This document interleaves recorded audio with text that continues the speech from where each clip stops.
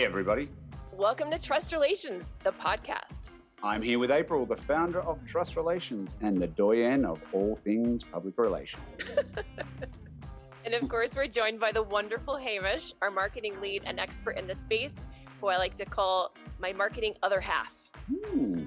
We're tackling some of the biggest topics in news and integrated marketing and learning from the mistakes that make headlines or sink brands.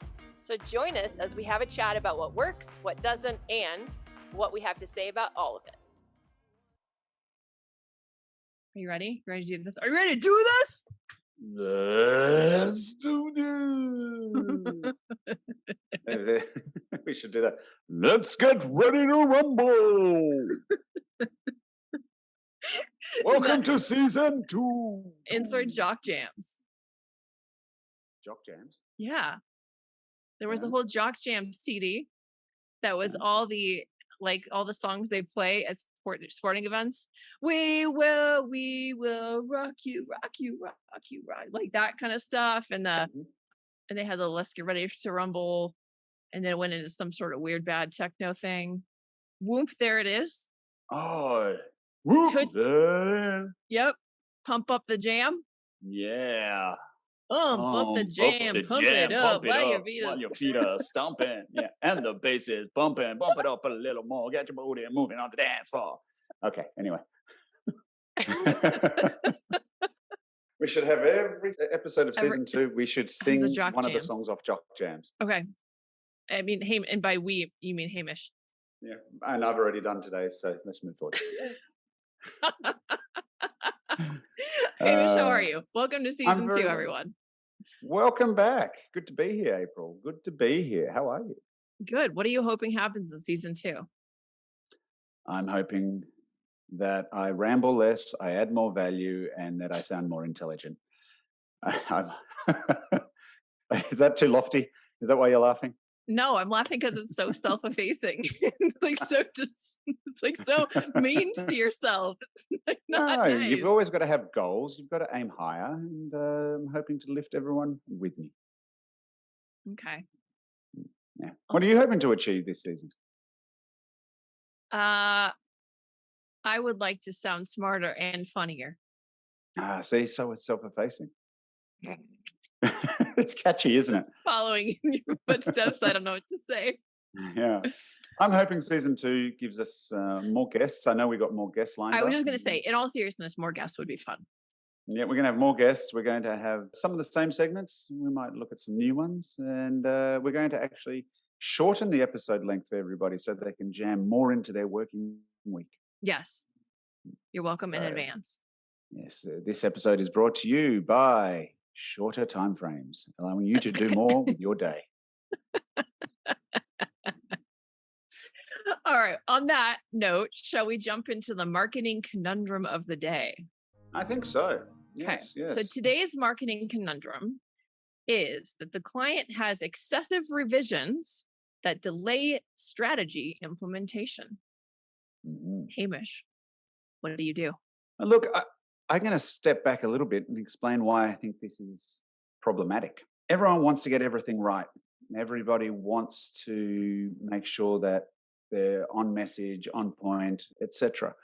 And I think sometimes it's the small details that can make the biggest difference. But sometimes these excessive revisions are signs that there's a problem internally with messaging confidence. And that worries me, because if you have to keep refining, it means that you're unsure of your message and you're unsure internally. There could be politics at play. There could be the fact that you're not sure if there's been enough resonance with the messaging you've put out before. Therefore, you're trying to tweak and fine tune. And it often means that people haven't stepped back and looked at things from clear perspective to understand what they're trying to achieve from a campaign and where that messaging has come from in the first place. And the whole thing of excessive revisions can go across creative elements as well, and messaging elements and strategic elements. All of those things generally indicate to me that there are problems stemming from somewhere deeper in the communication process that we need to step back and get clients to appreciate in the first place. What you do about them is a separate matter, but I think that that's where it comes from. And that's what I found in the past, that more often than not, you need to sit down with a client and step it back so that they can actually see the forest for the trees. Mm. No, I think that's a really good point. I've definitely seen the issues that I think you're talking about where it feels like it's sort of internal politics at play that manifest in the debate over the expression of the brand. And then it seems Mm. like the revisions are just people fighting internally over something external because that's the only thing that's like they can cling on to. But it's because they're not on Yeah, the same page as an executive team, as a marketing team. often I found it stems from the differences between sales and marketing teams, either at an exec level or one level down, where Mm, sales are hoping to push a core message because that's what gets people to sign, that's what opens doors, that's what people are interested in. And marketing are coming at it from the point of view of, well, they're trying to talk about addressing misinformation that exists, or they're trying to talk about features or benefits that have arisen due to improvements or whatever it may be. It's those mismatches that create internal friction, but it's that then that has an impact on the market because there's confusion. They don't know what the messaging is meant to stand for. They don't know what the brand stands for. You'll have something that goes out in this campaign that says one thing and something else that goes out in the same campaign on another medium saying something slightly different. And you find that you have all of these mismatches. So I think, the problem is when you have all these excessive revisions, the key thing that I think you need to do is sit down with the client and say, look, hmm what is it that you're trying to say? Let's step it back. Let's understand where you're coming from. And ultimately, step it back to their brand identity, asking them, who are you as a brand? What do you stand for? What's your unique value proposition? What do you need people to know that they don't know already that's going to hmm get them resonating with the message you take forward? Let's identify those things, figure out if we're saying that in this piece that we're putting out. And if we're not, that should be what we do. And that's the final revision. Move hmm forward from there, because otherwise all you're doing is you're sweating the small details, but what it actually means is you're getting lost in the detail and you often end up with analysis paralysis, as they say. I never heard that saying. That's very clever. Oh, such a good one. It is a good one. Analysis Did you make that paralysis. up? No, I wish I did. Wow. But it's Interesting. so true. If you Analysis think it about it, is when true. people overanalyze, overthink, they get paralyzed because they get caught in the detail, the minutiae, the minutiae. Yeah, I don't know anything about that. No, you're very decisive. Cut through. Most of the So time. No, that makes less sense. So how do you keep them on schedule then? I have one thing I know our team does, but I'm curious, or I mean, I guess I could share here. take the floor. So one of the things that we do on the PR side when there are multiple moving pieces and we're concerned about if one of them doesn't get approved, that the other things that are planned are not going to get done in time. So what we'll do in addition to having this like grid that we have for all the deliverables is we'll have one column that basically says, this is the timeline. We're going to get it to you. We're going to get a draft to you by this date. The client needs to get feedback to us by this date. We will get a revision to you by this date. Client needs final approval by this date. And then it shows that if this doesn't happen by this time, then the next piece can't be done on time. And then the next piece can't, right? So for it, most of the time with PR, it tends to be messaging to press background or to press release to media outreach or some version of that. And so if we don't have the messaging figured out, we can't do the press release when they're hoping to put the press release out because we don't yet know how they want to talk about themselves as a brand. So that's basically how we kind of map it out. Like, if this, then that, and if that, then this, and but if not that, then this can't happen, right? Mm-hmm. That was very, very bad philosophy equation. No, it was good. All the Everyone's kept philosophers up. listening are horrified. Everybody's keeping up. No, it was very Descartes-esque. I think, therefore I am. Therefore, it's great. So it's all those college philosophy boyfriends. I think I have a question for you, though.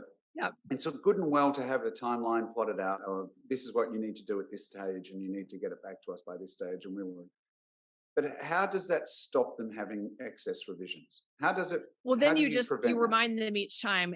Oh, and we basically have it so that there's one revision that's paid, and then everything after that is an extra however many points, and that cuts down on it a lot. That's the like key, I think. One or Sometimes two revisions included. Everything after that costs you this. it's interesting. I found with marketing, and it's a slight tangent, but people are always like, "Well, it's only a small change. Can you just make that small change?" I don't know many service industries, where you can go back and you go to your dentist. Look, I know you cleaned my teeth last week, but it's just this small problem. Can you fix it for free? I'm just going to take up more of your time. I know it's only 10 minutes, but you can do this. No other service industry does it. But when it comes to creative marketing services and PR, and people expect that they can just keep pushing and pushing and pushing. And look, there's some re-education that needs to go on there. And I think that the philosophy that you've built regarding this is what you get, this is how many times, and this is what you have to do is a great one. And I know, I said I'd speak about the creative marketing, inverted commas, side of it. Obviously, very much the same. These are your key milestones. This is what we're going to deliver by then. If you want to move through to your delivery schedule, we need to then have feedback on this by this stage. But what we also do is we break it down into iterative components. So if we're doing a website, we will go through with the branding, the briefing process and say, this is what you have, this is what we're going to do. Do you agree with this before we go to our designer? Yes, you do. Then we go to wireframes, we articulate what we're going to do and the vision, etc. We get a round of changes there so that everything is encapsulated into that. And then it goes forward to creative. And so what you do is you try and get as much feedback at each key stage so that as the changes go through, they become less. So that funnel starts off large, but it comes less. And the more we capture at the top, the easier it is to change later. And we try and say, like you, there's one round of major revisions at this stage, there's two at this point, and after that, things have to start being tightened up. And look, content is the one that we often find, especially when we're doing websites. People read something in document format, and then they see it set into their website, and they're like, oh, no, I need to change that. And there's got to be this education around, okay, you like the content when you read it from that point of view.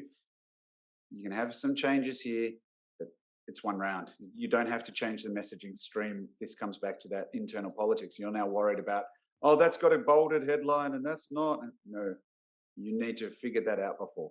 I think a lot of that comes from insecurity though, too. Like they think it looks good and then they see it and it's going to go live to the world. And it's like, and some of that's just honestly just a psychology issue or an ego issue, right?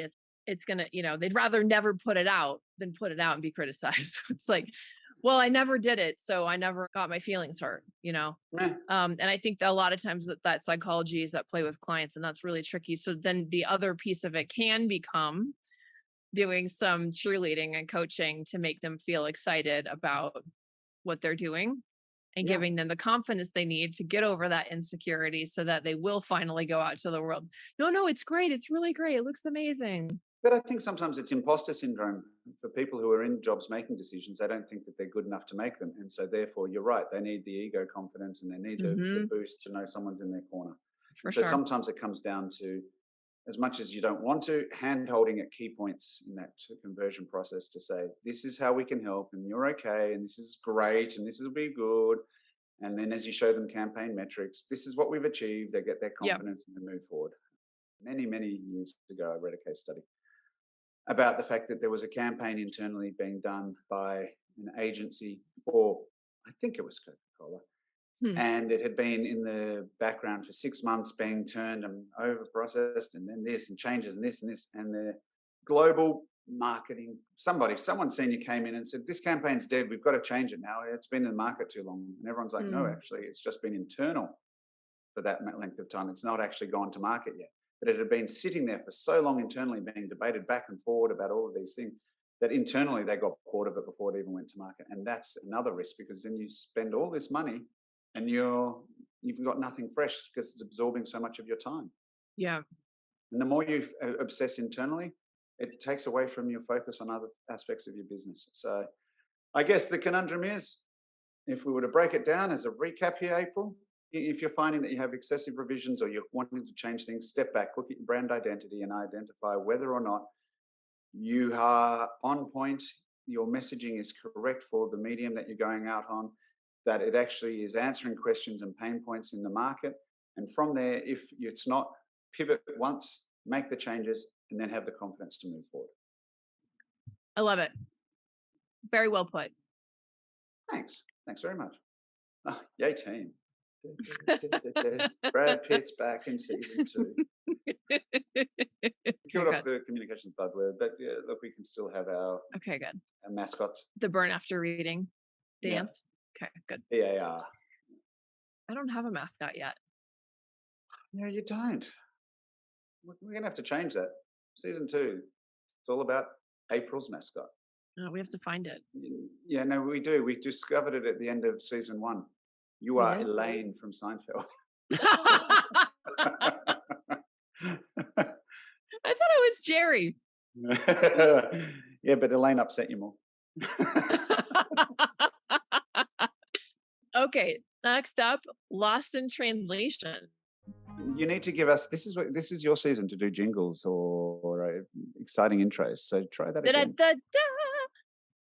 Oh, what do we think, people? Vote, please. Comment below. We'd like to know if that was your jingle of choice. All right. Would you like to introduce it? Because I like the way you say this. What sport are we talking about? We're talking about football. Which is which one? But I actually think it's rugby. No, it says there. Hold on, let me open it. Aussie rules. Oh, you said it correctly. Say it again. Aussie rules. Aussie rules. Yeah, you said before Aussie rules. I was like, Did I? Yeah. I was going to say, if you say that, I'm going to start saying Puma.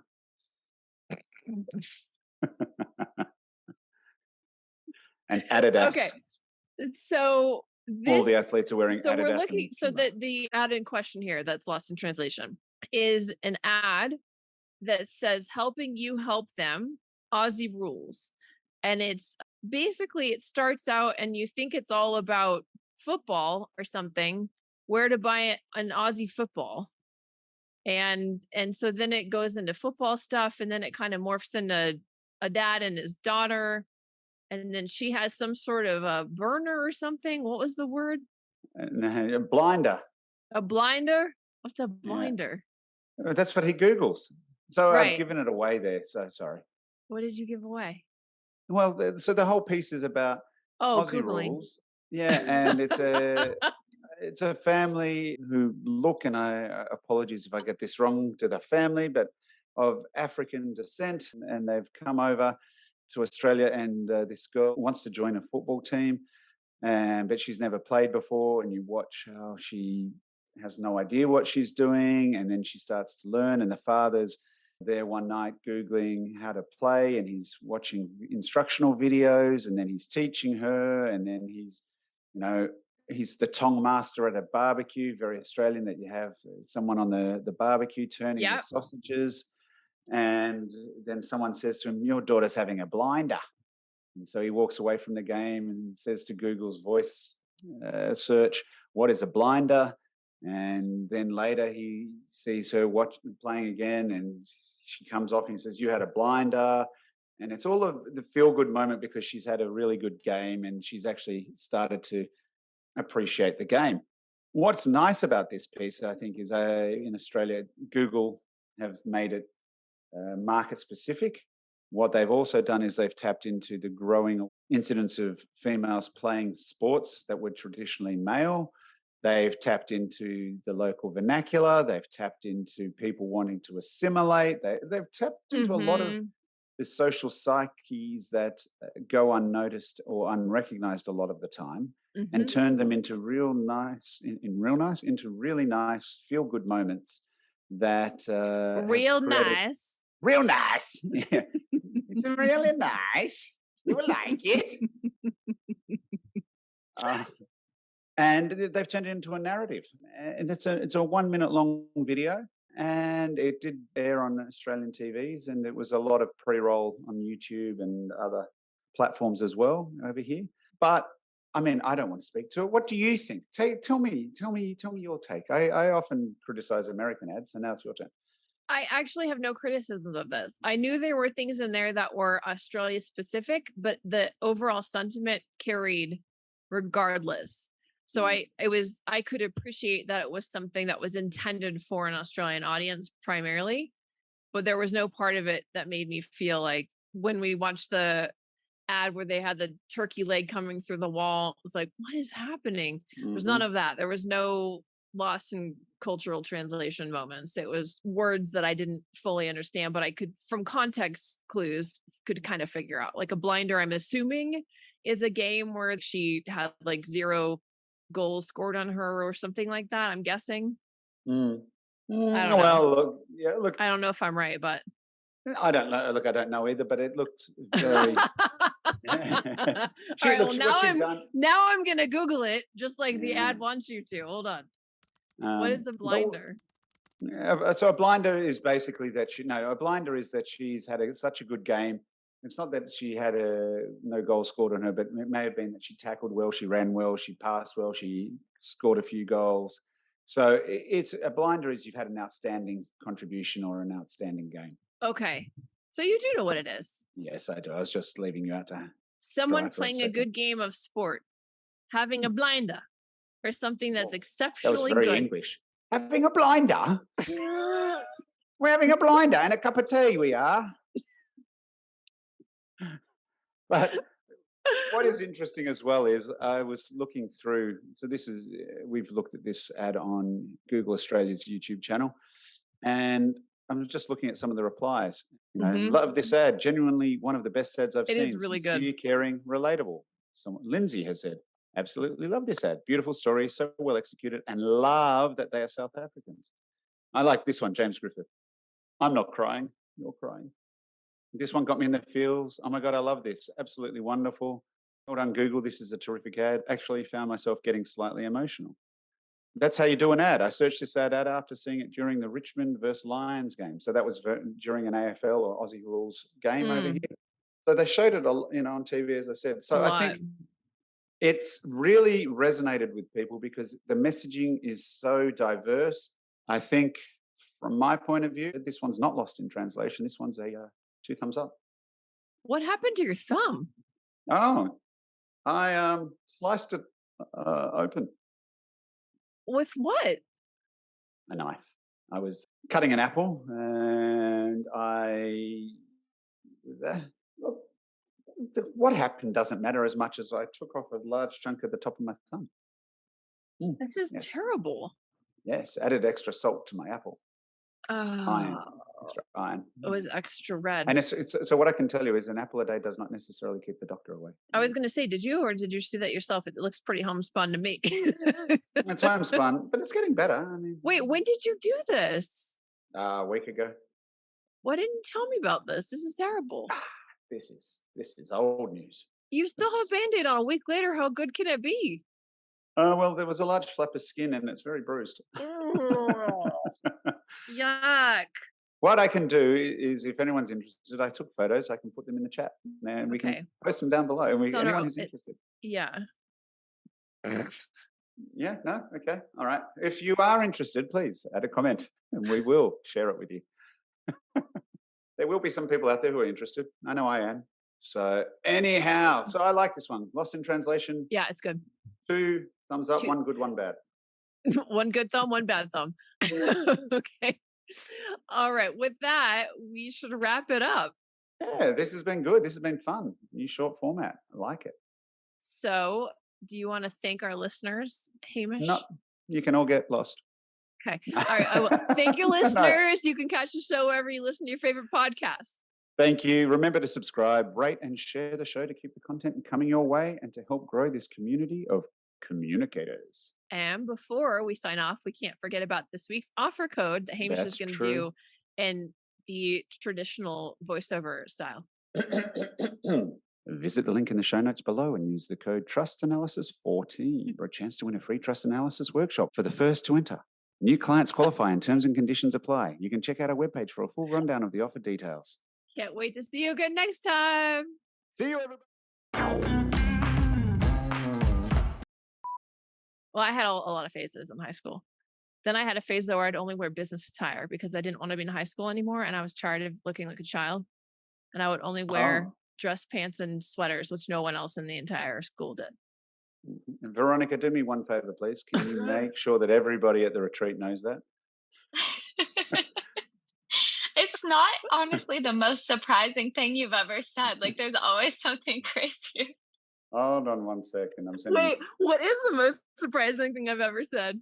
maybe the DJ thing, because the way you said it was so casual. You were like, "Oh yeah, when I was a DJ because I wanted to, so I did." And it was just like, "When? What? How do you do that?" Yeah. It's definitely one of my more surprising details. Come baby come baby come baby come. Remember that one? That's by Butterfly. K7. K7, yes. Do you know who the Tootsie Roll is by? The 69 Boys. Yeah. Chest bumping. See you, everybody. Thank you. Bye. Bye. Say it normal. Bye. Say it normal again. Goodbye, everybody. Bye.